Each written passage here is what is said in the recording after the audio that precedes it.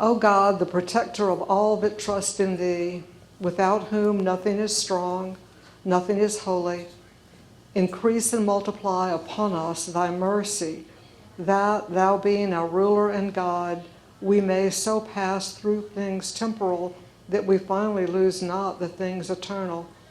Grant this, O Heavenly Father, for the sake of Jesus Christ our Lord. Amen. Amen. Okay, now let me see. Oh, because sometimes there's just not enough time, I want you to turn to page 127 and write down, and you'll see this name again maybe in a couple of weeks. But write down, you'll see toward the bottom, I think I need my book, toward the bottom, only today I have found a passage in a Christian writer where he recommends his own version of Christianity on the ground that only such a faith can outlast the death of old cultures and the birth of new civilizations. You know, it's lovely rhetoric, absolutely lovely. But that writer, that Christian writer, is Reinhold Niebuhr. He was an American theologian. Okay, so you probably know who he is, and I'm not going to go into who that, but there he is, and that's that name. And so write that in your book. I want your book to be so marked up. All right. Now, tonight, there's probably something else to cover too. You want to do the honors? Tonight it's only a 4-page handout, not a 6 one. Last week we had lots.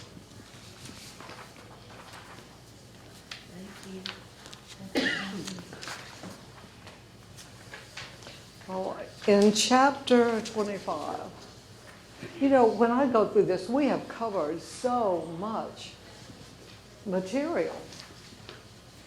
And I sometimes think maybe I just ought to make another oh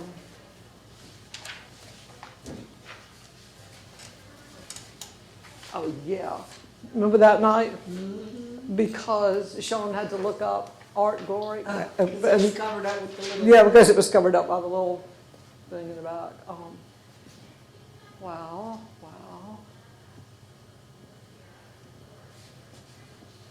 And then every once in a while I have to throw in something silly. Oh, the noise. Oh, remember when he turns into the giant centipede? The spiritual pride, the historical Jesus. I think we did a good job of covering that. I do think we did. And then the inner ring, we didn't really talk about so much, but because we were getting to the end. But Screwtape reveals how this friendship can be twisted into an inner ring, and you sometimes see that within churches with their own little special group, which can be dangerous. Oh, now, I don't want you to get to that one yet. Okay, chapter 25. Screwtape advocates the value of encouraging humans to be discontent with the same old thing. The game is to have them running around with fire extinguishers whenever there is a flood. I love that sentence. Did y'all underline that? Yeah. So what do you think, knowing me as you do, what picture I might have found to put up on the screen that would equate to encouraging humans to be discontent with the same old thing? And I'll tell you what, it almost made my father apoplectic when he heard about it. But it was in California. But he was still apoplectic, even though he was in Georgia. Oh, don't tell me it's not going to work. You remember the clown Eucharist? Yes, yeah. I mean, to me, what could be a better illustration of discontent with the same old thing than the madness of the clown Eucharist? It was worse than madness. It was sacrilege. It was, I mean, you got an adjective for it? I think nothing. And I did have, all I had to do was Google clown Eucharist. Oh, you should see the pictures you can, get up when you Google it. But look at that. Look. Yes. Anybody want to comment on Yes. I was, for a number of years, I guess the part of Christianity that I was in, the kind of churches that I went to, they weren't anything like that. I'm not comparing them. But it's something that sometimes some of the more contemporary churches can kind of get into this thing of that there's a constant churning of, reinvention, like reinventing ourselves Yeah. week to week, month to month, because, everything's about being relevant. And the problem with that is always that, the church is usually at least 3 to 5 years behind whatever the culture is. By the time it seeps down to us, it's already passé to them. And you're always perpetually behind, but you're also wearing yourself out to keep up. Yeah. There's just this constant need for, changing everything and novelty and Yeah. things of that nature. Yeah. It's exhausting, really. It is exhausting. Now, anybody getting hot? Because I know this jacket's coming off. It was really cold when we first got in here. Okay, look, we're gonna figure this out. We're going to turn down the. You know what? Maybe we'll just turn it off. How about that? Yeah, that's fine. Okay, we'll just turn it off, and then we'll let. Then if it gets really hot, or if I turn really red in the face, then David, would you do what needs to be done? Okay. Let's take a look, because there was just a. And we'll get to this later in the handouts, but for the descriptive adjective unchanged, we have substituted the emotional adjective stagnant.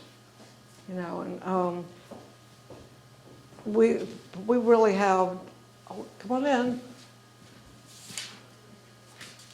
Well, Hi. hey, come on in. If you want, or are you looking for somebody? I was looking for my place. You don't have one? I couldn't find it. I went downstairs. Oh, no. Was that your? Thank Okay. you. Okay, I'm sorry to interrupt. No, I'm so sorry. I have that time. Take a look on page 135.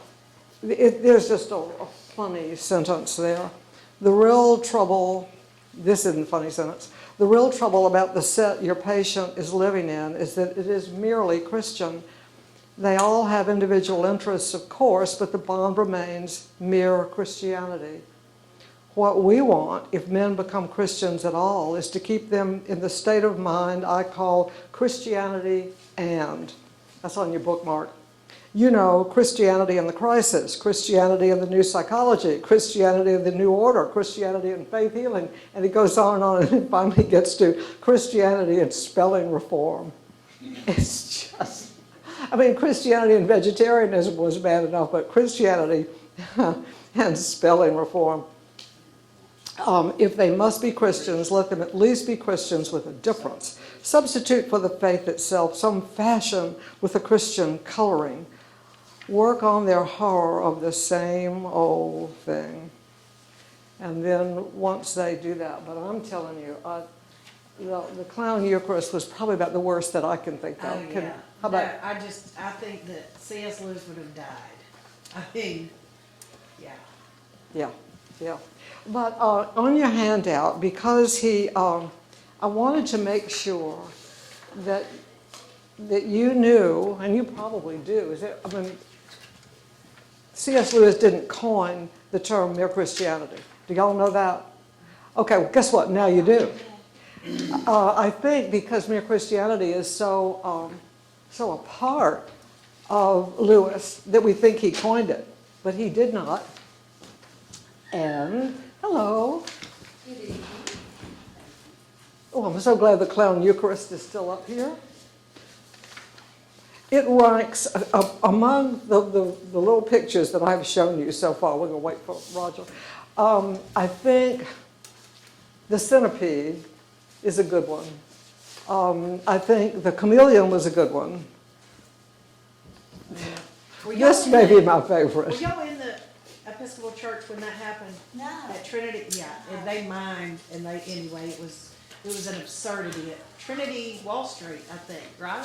What Isn't Okay. that where it became, Trinity Wall Street is where that was such a big deal, where they mimed everything? Yes, yeah, that's in New York. I couldn't find well, there were some pictures of California. They did that back in like But you're right, that's 2004, 2005. It was just during the midst of some of the most absurd Yeah. things, and so. And before And who did that, this? it was, Episcopal Church. yeah. It was before that, it was out in California, because I can remember my dad almost, Having a heart attack. it was not pretty. And the point of this was To be different. because I must have had a brain cramp or I don't. No, I don't remember. I wasn't in this realm that far back, so I didn't even know Oh, this I happened was, until but I after. can't. Well, Well, you know what, I might have missed it too, because I think it was a cultural thing on both ends of the, on the West Coast and the East Coast. David? I think somewhat was the idea that we're not stuffy people, we're joyful people. What's more joyful than clowns? So we're trying to show how we're really full of joy and stuff like that, and that's totally just missing. You're exactly right. I just remember it in the midst of the absurdity of all the garbage we were going through or had just left. It was either right before we left or right before when I first heard of it. Because we were hearing everything crazy that was going on. It was even before. But it was before that. It was before that. But And- we didn't and- know about it or I didn't know Right. about it until, Well, I only knew about it because my dad was apoplectic. yeah. I was in my own little world too. But you're right. The reasoning behind it, if you can call it reasoning, was they wanted to make it quite evident that the Eucharist was a joyful occasion. Yeah. Google clown Eucharist when you have time. You never heard of it before? No, and I don't think I can handle it. I'm so sorry. Uh-huh. Anyway, but I brought that up because of the chapter that begins, let's just make them have a horror of the same old thing. Oh, yeah. Okay. Trinity Wall Street, it was in May of 2005. So, and that was well after all the things you mentioned. Yeah. But that's, you're right, that's Wall Street, or Yeah. Trinity Church Wall Street, yeah. Okay, but anyway, I want to go to this because in a couple of weeks from now, I'm going to read you something where C.S. Lewis, and I alluded to it before. You remember I showed you the reading of old books? Well, I'm going to give you the whole handout on that in a couple of weeks. But Lewis says, if you don't read old books, it's like you're coming in at a conversation at 11 o'clock that really started at 8 o'clock. And you've missed a whole bunch of background by not knowing the old books, the basis. So I wanted you to read Baxter's, not all of it, but a portion of what Richard Baxter writes, from which Lewis gets his term, mere Christianity. Okay, these core Christian beliefs held through the ages by Catholics and Protestants alike, mere Christianity. Lewis adopted the term from an author who wrote more than 300 years ago, Richard Baxter, and his writings on the essentials of Christianity provide a useful background to the views articulated by Lewis all through his writings. And we've already, when we read this, you're going to see, you'll see where the idea of the factions and the parties come from. And this is Baxter, 1680. I am a Christian, a mere Christian, notice the spelling, of no other religion, and the church that I am of is the Christian church, and hath been visible wherever the Christian religion and church hath been visible. But must you know what sect or party I am of? I am against all sects and dividing parties. But if any will call mere Christians by the name of a party, because they take up with mere Christianity, creed, and scripture, and will not be of any dividing or contentious sect, I am of that party, which is so against parties. If the name Christian be not enough, call me a Catholic Christian, not as that word signifieth an heredicating majority of bishops, but as it signifieth one that hath no religion, but that which by Christ and the apostles was left to the Catholic Church, or the body of Jesus Christ on earth. And I remember as a little girl, in the creed when we say the Holy Catholic Church is with a little c, universal. Right. But I think we all grew up knowing that. And so if you want to read more about Richard Baxter and the relationship of his thought to C.S. Lewis, here's a great little article. C.S. Lewis, Richard Baxter, and Mere Christianity. And it's in a volume called Christianity and Literature. And there's the volume in the pages if you want to Google and read that. But I want to read this because here we're going to get again this idea of what Lewis has talked about earlier in the Screwtape Letters. Live as those that believe that you are to be members of the Holy Catholic Church and therein to hold the communion of saints. Then you will know that it is not as a member of any sect or party, but as a holy member of this holy church that you must be saved, and that it is the name of a Christian which is more honorable than the name of any division or subdivision among Christians, whether Greek or Papists or Protestants or prelates or Presbyterians or Independent or Baptist. It is easy to be of any one of these parties, but to be a Christian, which all pretend to, is not so easy. It is easy to have a burning zeal for any divided party or cause, but the zeal for the Christian religion is not so easy to be kindled or kept alive, but requires as much diligence to maintain it as dividing zeal requires to quench it. It is easy to love a party as a party, but to keep up Catholic charity to all Christians and to live in that holy love and converse which is requisite to a communion of saints, it is not so easy. Satan and corrupted nature befriend the love and zeal of faction. And you see this in one of the earlier chapters in this book. Befriend the love and zeal of faction, which is confined to a party on a controverted cause. But they are enemies to the love of saints, to the zeal for holiness, and to the Catholic charity which is from the Spirit of Christ. You see, I call you not to division, nor to side with sects, but to live as members of a holy Catholic Church, which consists of all that are holy in the world, and to live as those that believe in the communion of the saints. I just thought that was well worthwhile to give to y'all to see where Lewis is coming from. And you can see it. Okay. This is so weird, but just this one part, to keep up Catholic charity to all Christians and to live in that holy love and converse which is requisite to a communion of saints is not easy. That just threw my mind back to the people we dealt with in Africa and all of the all the inner city ministers I deal with here. They have the most abiding love for all people. And I wonder if some of it is because they don't have the things that we have that bog us down. Do you know what I mean? Yeah. Anyway, I just thought of that. You know, my son went to Uganda several years ago with another church organization. But he came back just so astounded and appreciative of the Ugandans who are so deeply faithful and who have so little. Well, nearly everyone we met had either orphans or widows living with them. The inner city people that were just in Paseo with y'all, Kim, I mean, they take in and do, and they truly, truly make no money, but they go out and try to save people from the worst things in the world, and they really, really love them. Like random people they don't know they love. They have this deep love that sometimes we get so bogged down with other things that get in our way. Yeah. Anyway. Well, and two, not 100 years before, well, maybe 100 years before Baxter was writing this, you know what was happening in England.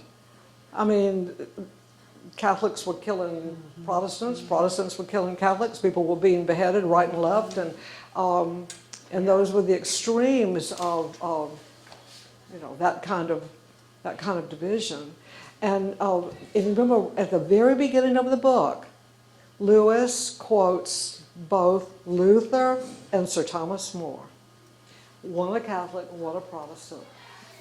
Same era, but two different religions, but still on the same page. And so to read Baxter is to really understand all the themes that you'll see in lots and lots of Lewis. Okay, so, let me see, we'll get away from the clown. Gosh, you've learned two things. You've learned about a clown. I don't want Aren't you glad? Yeah. Oh, you are. goodness. Okay, we've done this, okay? Yeah. Okay, on the same letter, 3 questions Screwtape does not want men to ask about issues and decisions. Did you underline any of that or see it in your book? He doesn't want us to ask, is it righteous? Is it prudent? What does prudent mean? Wise. Wise, yeah. Is it possible? Well, if we have time, I will stop and get back to this, because sometimes what might be possible might not be righteous. Just because you can do it, should you do it? Yeah, you're nodding back there, yeah. Instead, he wants, is it in accordance with the times? Is it progressive or reactionary? Oh my word, let's not be reactionary. Let's be progressive. Is this the way that history is going? Lord have mercy, if we decided to base a course of action on the way history is going right now, Lord have mercy, what should we do? Let's all put on our clown costumes and, oh no. Anyway, yeah. That whole, is it in accordance with the times? That's the battle I think young people face so much. Well, everybody does it, and this is the way it is now, and people are old-timey, and truth is universal. Truth is timeless and ageless, and it's so unfortunate because Screwtape's got in their heads. And everything that went on in the Bible is going on. You can see characters, events, All their scenes. flaws, all their sins. Yeah. There's nothing new under the sun. Nothing's new. It's just got a different, name to it. Absolutely. I would tell my 10th graders when we were studying Shakespeare that the one reason Shakespeare endures is that he knows the human heart.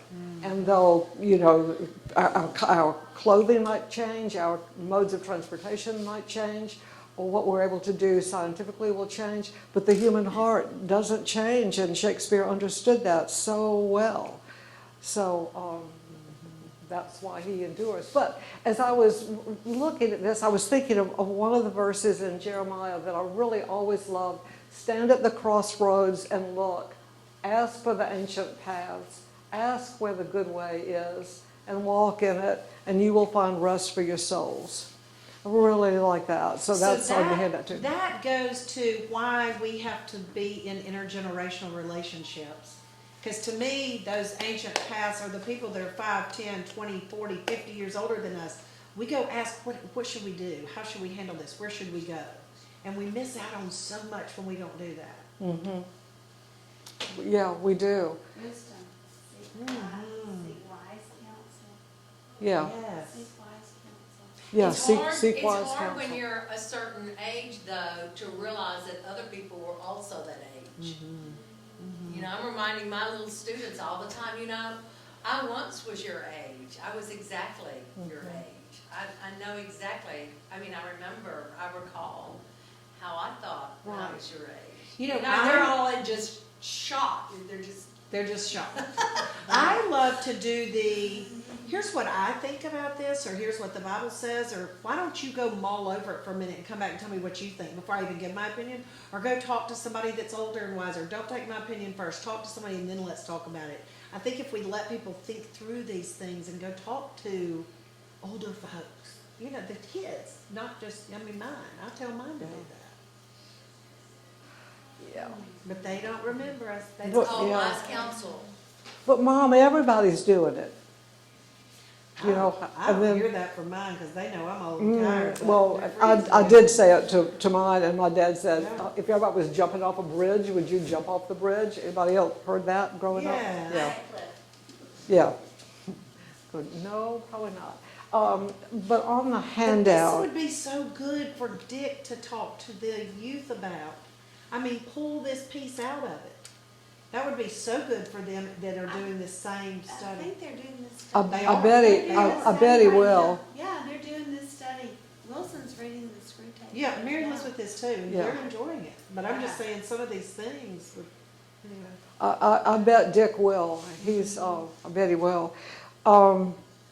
And he may find verses That that are mean more to him too than these. But this one, and then the one from Deuteronomy. Remember the days of old. Consider the years of many generations. Ask thy father, and he will show thee. Thy elders, and they will tell thee. I like that. And then anyway, back to the mere Christianity. In letter 23,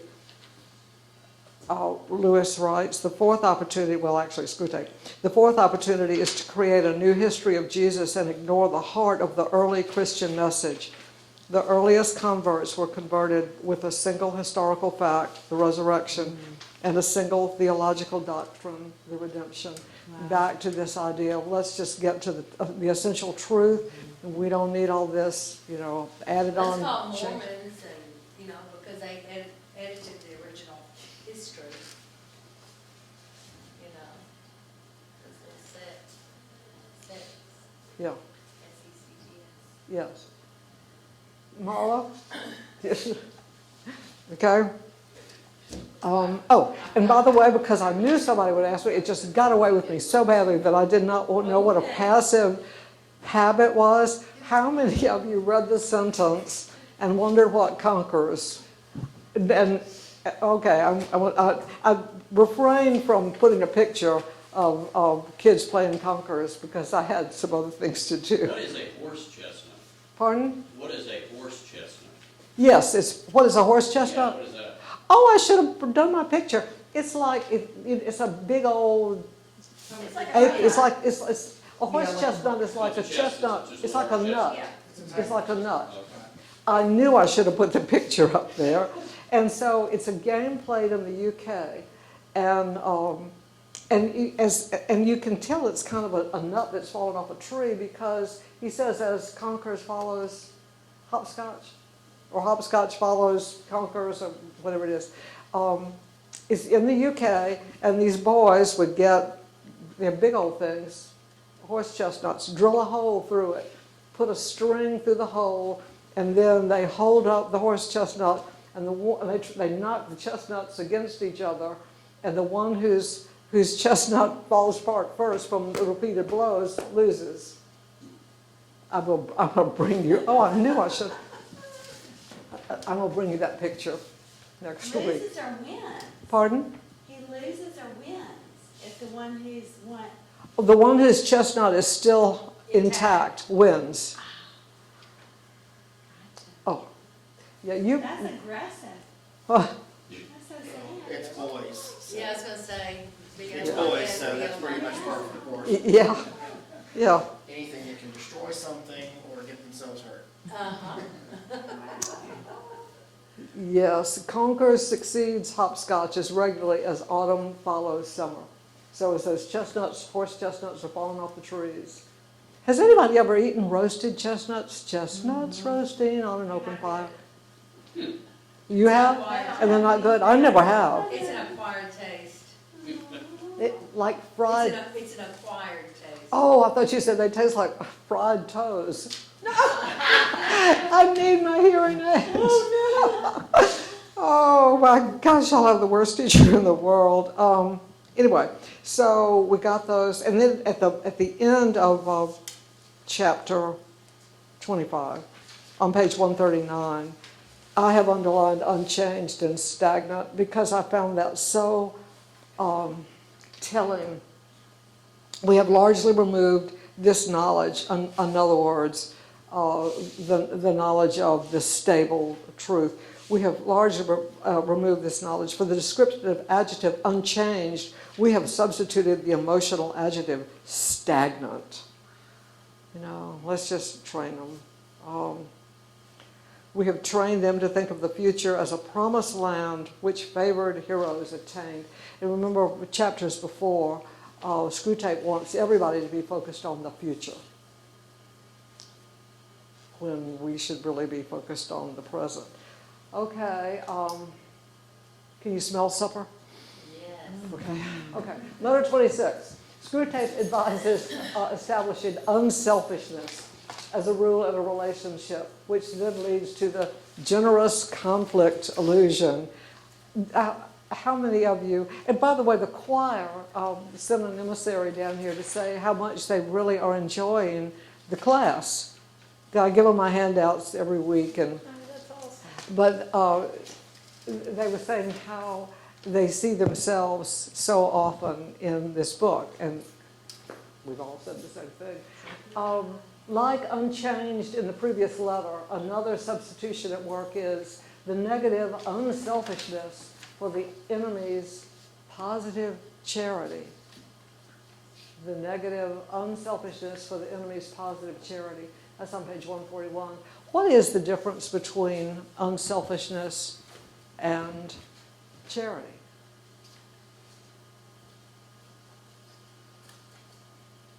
I mean, unselfishness is a heart issue.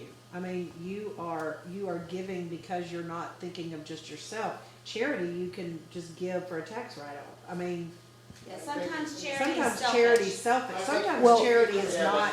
They're In- using the in- word charity in- like love. Yeah, in terms of this book, in terms of this chapter. Yeah. Well, I'll tell you what, let's read a little bit about how he defines unselfishness. It's the way Screwtape is defining unselfishness here is you're giving up something almost like a martyr. Oh, I'm giving this up so that you can be happy.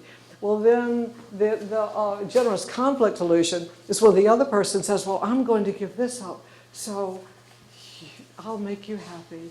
And then pretty soon, we'll just read this because it was funny. It gives you They try to a, out-nice each other. yeah. They try to out-nice each other. They try to out-nice each other. Yes, they do. They try to it has nothing to do with genuine love, with, as defined maybe even in Corinthians. It's, well, let's just read it. Later on, you can venture on what may be called the generous conflict illusion. I'm on page 145. This game is best played with more than two players. In a family with grown-up children, for example. Something quite trivial, like having tea in the garden, is proposed. One member takes care to make it quite clear, though not in so many words, that he would rather not, but is, of course, prepared to do so out of unselfishness. The others instantly withdraw their proposal, ostensibly through their unselfishness, but really because they don't want to be used as a sort of lay figure on which the first speaker practices petty altruisms. That's another little nice, petty altruisms. But he is not going to be done out of his debauch of unselfishness either. He insists on doing what the others want. They insist on doing what he wants. Passions are roused. Soon someone is saying, very well then, I won't have any tea at all. And a real quarrel ensues with bitter resentment on both sides. You see how it is done? So it's the converse then. Charity is the heart and unselfishness is just giving, right? In Brian? It seems like the way he's describing it, it's like unselfishness is about me and what I'm willing to forego. Whereas charity is like a positive, proactive, desire to do something to see the flourishing of another person or to see, So it's the somebody. converse of what I initially Right. was thinking, Right. yeah. Yeah, Yeah. yeah. Interesting. I kind of like this if you read down a little bit more, but just because the contingent is reversed and each side is fighting the other's battle, all the bitterness which really flows from thwarted self-righteousness and obstinacy and the accumulated grudges of the last 10 years is concealed from them by the nominal or official unselfishness of what they are doing, or at least held to be excused by it. Or maybe you have to have played this before to really understand it. Maybe you haven't. I have, and so I understand this. Anybody ever played the conflict? I mean, I know I have before. Well, I'll do what you want to do, even though I don't really want to do it. And it Sure, just we all have it. yeah, goes on and goes on.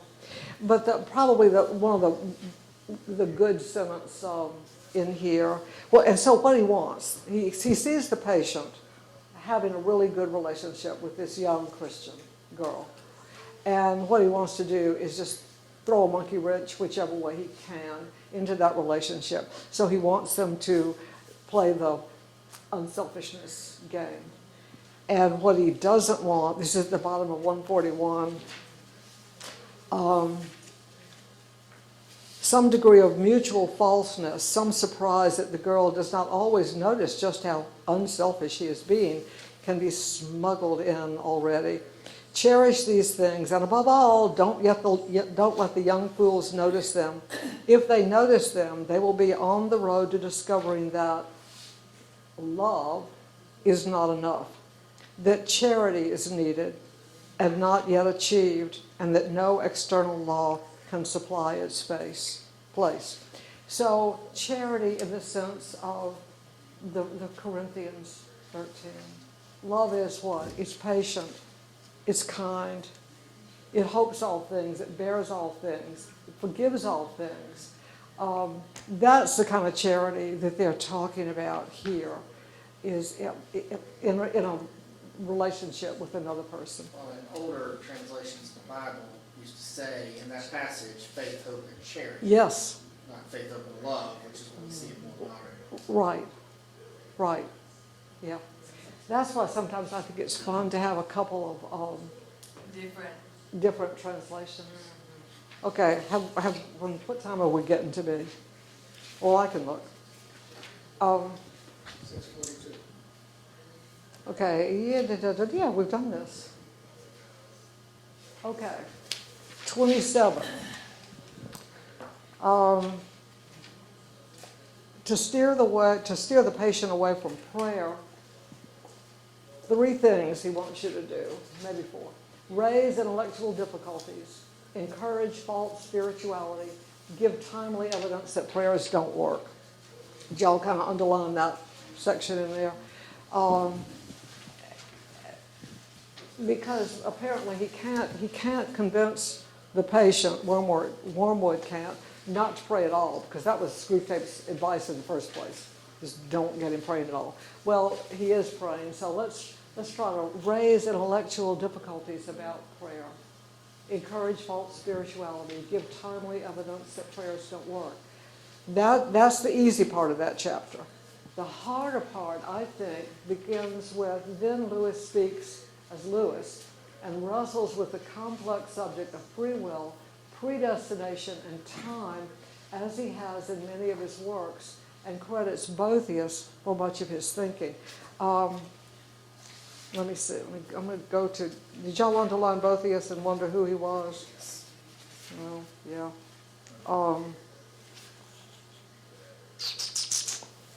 Look on page 150.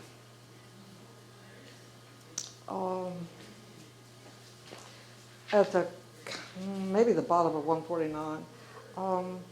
What he ought to say, of course, is obvious to us, that the problem of adapting the particular weather to the particular prayers is merely the appearance at 2 points in his temporal mode of perception, the total problem of adapting the whole spiritual universe to the whole corporeal universe, that creation in its entirety operates at every point of space and time, or rather that their kind of consciousness forces them to encounter the whole self-consistent creative act as a series of successive events.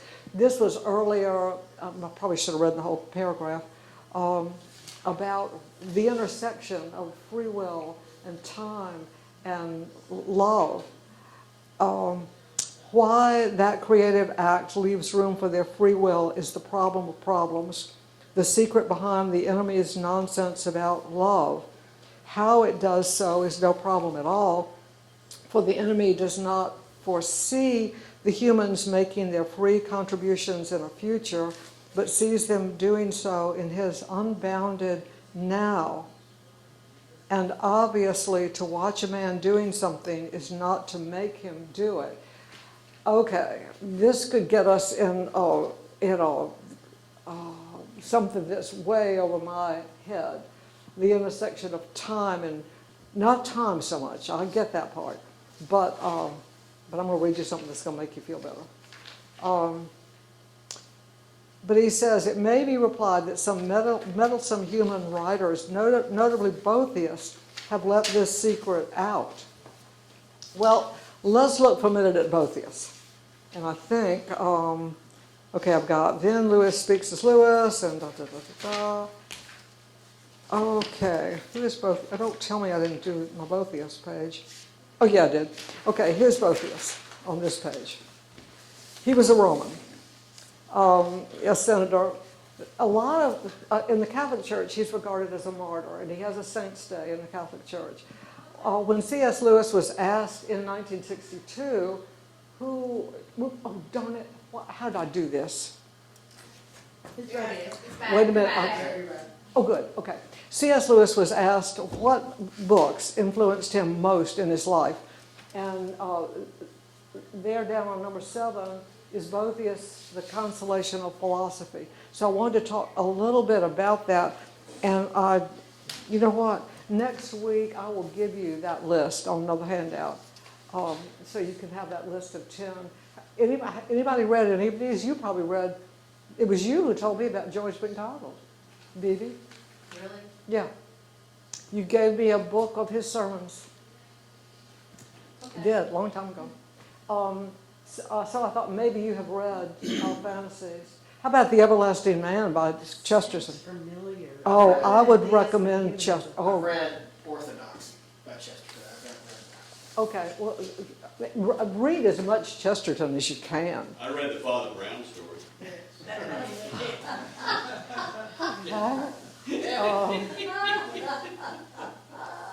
The Is Aeneid. that the same one? Chesterton was the author. Yeah. Okay. Anyway, so that's the 10, and I'll give them to you next week. But anyway, so that's what influenced him. Something from book 5 of The Consolation of Philosophy. Oh, there is freedom, for there could not be any rational nature. Human souls are more free when they persevere in the contemplation of the mind of God, less free when they descend to the corporeal, and even less free when they are entirely imprisoned in earthly flesh and blood. And he goes on to argue that we are freest and operate, when we're in the mind of God, we are the freest because we're free from, Unencumbered. we're unencumbered by Unencumbered, Stuff. like you said, stuff. unencumbered. Yeah, unencumbered. Which goes back to what you were talking about earlier, with just so much stuff we're encumbered with. Even more than just stuff, you're probably going to get into this, but it's freeing from the constraints of living in linear time. Yes. That this thing happens, then this thing happens, then this thing happens, and what's past is no longer here, and what's in the future is yet to come. Like God doesn't live that way. Right. That part I think we understand, that our time isn't God's time, and we're linear, He's not. The operation of free will in all of that has to do, and Lewis says it someplace, look down here with miracles. We're going to skip to miracles. In miracles, Lewis says, if that were true, if God foresaw our acts, it would be very hard to understand how we could be free not to do them. But suppose God is outside and above the timeline. In that case, what we call tomorrow is visible to Him in just the same way as we call today. He does not remember you doing things yesterday. He simply sees you doing them, because though you have lost yesterday, He has not. He does not foresee you doing things tomorrow. He simply sees you doing them, because though tomorrow is not yet there for you, it is for him. In a sense, he does not know your action till you have done it, but then the moment at which you have done it, it is already now for him. And it's this whole, to me, this is as confusing as as that thing in Screwtape. And this time I can't blame it on Screwtape, because this is, but I do want to read you something that's might make you feel better. Everything we understand about time is created because there's things to measure it by, like rotations around the sun, the spinning of the earth making a day, all these kinds of things. And when you consider that God existed before there was anything like that to measure time by, it was just the Trinity. There was no clock. Right. There was no day, a calendar, or anything. There was just eternity. And that's the realm in which God still exists. Yeah. And we will one day exist. We do exist, but we will fully realize it and understand it and be fully in it. The way that I explain the time thing to myself is to think about love and people that I love and have loved and will continue to love even though they're not here. And the love is there, and we're all operating in it somehow. I'm not explaining it well, but I think of it in terms of Johnny. I still love him. That love exists in the present.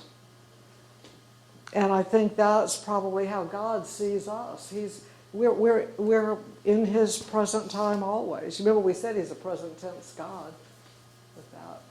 But anyway, I don't want to belabor that point. I'm going to make you feel better. In Mere Christianity, how many of you have Mere Christianity? In the chapter on time and beyond time, he discusses this whole thing. Not just the time thing, but free will and all of that. He says, it is a very silly idea that in reading a book you must never skip. All sensible people skip freely when they come to a chapter which they find is going to be of no use to them. In this chapter, I'm going to talk about something which may be helpful to some readers, but which may seem to others merely an unnecessary complication. If you are one of the second sort of readers, then I advise you not to bother about this chapter at all, but turn on to the next. And this whole chapter is about time and beyond time and the operation of free will within this time thing. And so at the end of it, so he goes on and on. It's just over my head. But the last paragraph in his chapter says, this whole idea of how he reconciles free will and predestination in this chapter with time. This idea has helped me a good deal. If it does not help you, leave it alone. It is a Christian idea in the sense that great and wise Christians have held it, and there is nothing in it contrary to Christianity. But it is not in the Bible or in any of the creeds. You can be a perfectly good Christian without accepting it, or indeed without thinking about the matter at all. And I just love that. This at the beginning and the end of a very, very difficult chapter in Mere Christianity. But this is, okay, so what have we done so far? All right. One question down at the bottom that he, all right, this matter of time. I copied a page from The Great Divorce on the last page. Because I think in The Great Divorce, Lewis explains to me better than any other place I've ever seen this whole matter. These are my scribbled notes for when I taught it. Anyway, Previously, they're talking about predestination and free will, and cannot all be saved. And he's quoting, well, he will, Julian of Norwich, but anyway, moments that have been or shall be or are present in the moment of descending. Oh, all moments, he says, were present at the moment of his descending, meaning Christ. There is no spirit in prison to whom he did not preach. And some hear him? Aye. Oh, that's George MacDonald speaking in the I. The teacher in The Great Divorce. In your own book, sir, I said, you were a universalist. You talked as if all men would be saved. And St. Paul, too. Ye can know nothing of the end of all things, or nothing expressible in those terms. It may be, as the Lord said to the Lady Julian, that all will be well, and all will be well, and in all manner of things all will be well. But it's ill talking of such questions. Because they are too terrible, sir? No, because all answers deceive. If you put the question from within time and are asking about possibilities, the answer is certain. The choice of ways is always before you. Neither is closed. Any man may choose eternal death. Those who choose it will have it. But if ye are trying to leap on into eternity, if ye are trying to see the final state of all things as it will be, for so ye must speak, then there are no more possibilities left, but only the real. Then ye ask what cannot be answered to mortal ears. Time is the very lens through which ye see, small and clear, as men see through the wrong end of a telescope, something that would otherwise be too big for ye to see at all. That thing is freedom, the gift whereby ye most resemble your Maker and are yourselves parts of eternal reality. But ye can see it only through the lens of time, in a little clear picture through the inverted telescope. It is a picture of moments following one another, and yourself in each moment making some choice that might have been otherwise. Neither the temporal succession nor the phantom of what ye might have chosen and didn't is itself freedom. They are a lens.